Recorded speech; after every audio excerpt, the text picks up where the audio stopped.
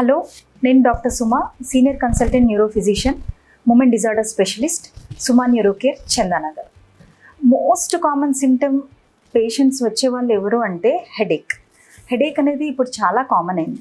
But every హెడేక్కి మనం worry అవ్వాలా? లేదు. సో ఏ హెడేక్కి వరీ అవ్వాలనేది ఒక నిమోనిక్ తోటి మనం గుర్తుపెట్టుకోవచ్చు. Snoop, SNOO 4 Ps. What is S? S అంటే సిస్టమిక్ ఇల్నెస్, అంటే జ్వరం రావడం కానీ, వీక్గా ఉండడం కానీ, అలాంటి సిమ్టమ్ ఉంటే సిస్టమిక్ ఇల్నెస్ అంటాం.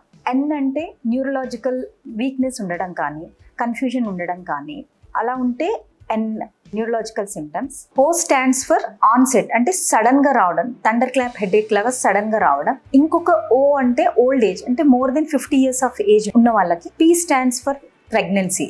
అనదర్ పీ ఈస్ పొజిషనల్, అంటే వంగితే హెడేక్ రావడము, జంప్ చేస్తే హెడేక్ రావడము. ఇంకో పీ ఏంటంటే ప్రియర్ హిస్టరీ, ప్రీవియస్గా ఎనీ మెడికల్ ఇల్నెస్ ఉండడం, అంటే ఎనీ క్యాన్సర్ కానీ ఏదన్నా అదర్ మెడికల్ ఇల్నెస్ ఉండడం కానీ.